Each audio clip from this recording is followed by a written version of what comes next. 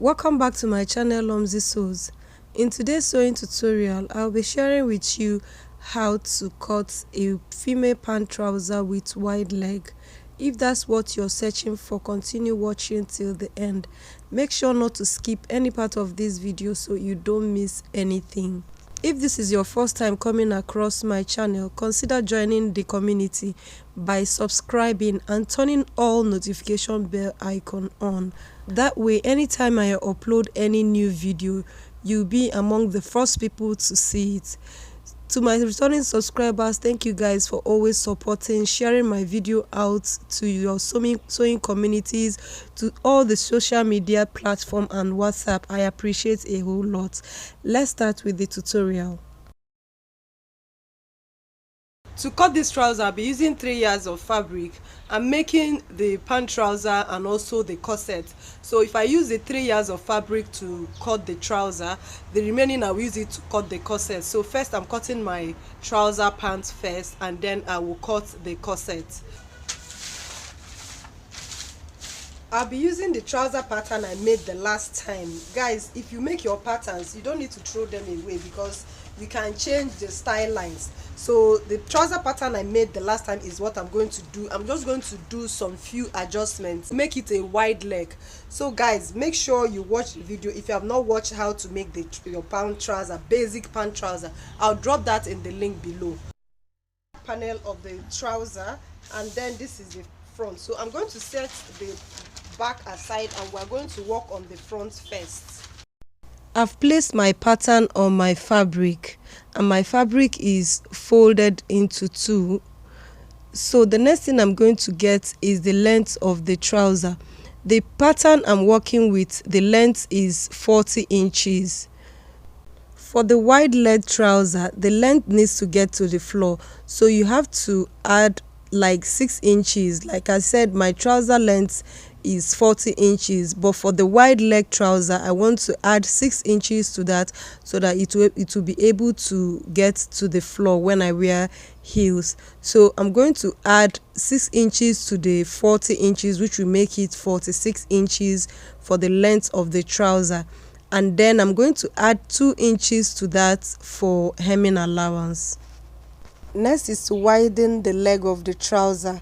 Now remember, this side is the side seam, so I'm going to be adding sewing allowances to this. I'll add half-inch sewing allowance to the waistline, and also the center front I'll also add half-inch. So remember, this place is the knee line, so on the inner thigh, the inside leg, I'll also add half-inch sewing allowance all to the hemline. I'll go ahead and connect that to the crotch depth, and then I'll go to the side seam. This is the front panel, so I'm going to add 2.5 inches to the knee line, and I'm going to connect it to the waistline. So remember, the waistline I'm still also making half-inch. I'll just go ahead and connect that to the knee line.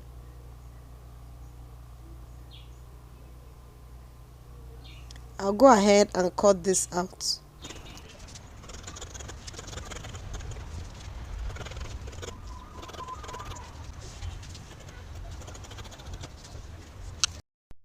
After cutting it out, I'll take away the pattern, and then this is the back of the fabric. So right side facing together, I'll go ahead and sew away half-inch. This is it after sewing it. Make sure to iron it out. As you can see how the front is looking. So the next thing is for me to cut the back. Also, I'm going to add half-inch sewing allowance at the waistline, half-inch sewing allowance on the crotch area, and then I'll also add half-inch on the knee line. This time around I'm going to add 3.5 inches for the back. So remember, the front I added 2.5 inches. For the back I'm adding 3.5 inches, and these 2.5 inches and 3.5 inches sewing allowance is already inclusive. So I'll go ahead and join this to the line from the waistline. For the inner thigh, I will still maintain the half-inch from the crotch area down to the thigh, to the end of the hem. I'll also go ahead and cut this out.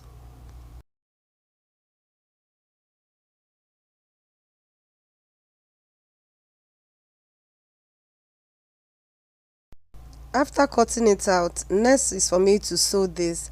Now remember, this is the back, and I'm going to sew 1/2 inch here, and then I'm going to add a zip from here to here. So I'll go and do that and come back to you. This is it after adding the zip. As you can see, the next thing, I'm going to place the front panel on the back panel, right side facing together, and I'll go ahead and sew the side seam.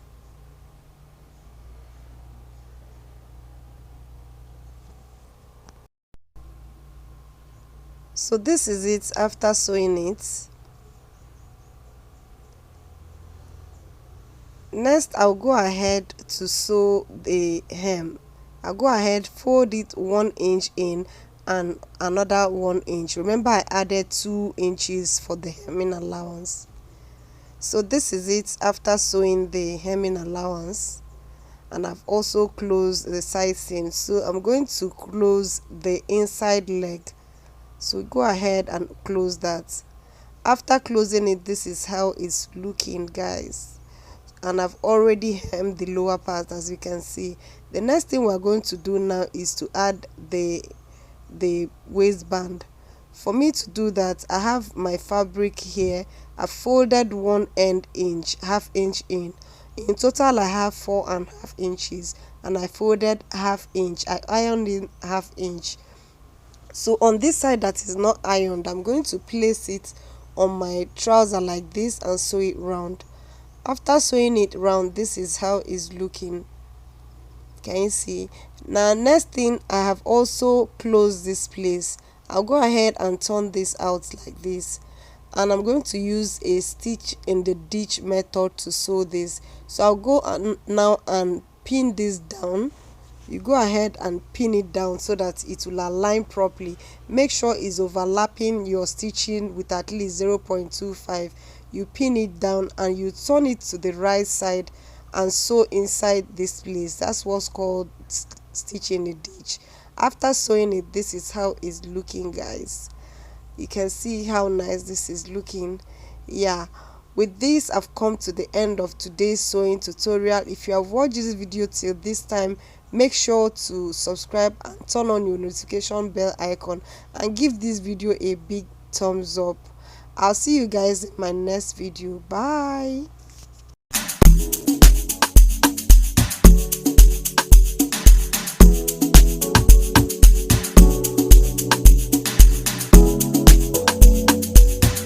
So many times that I miss you.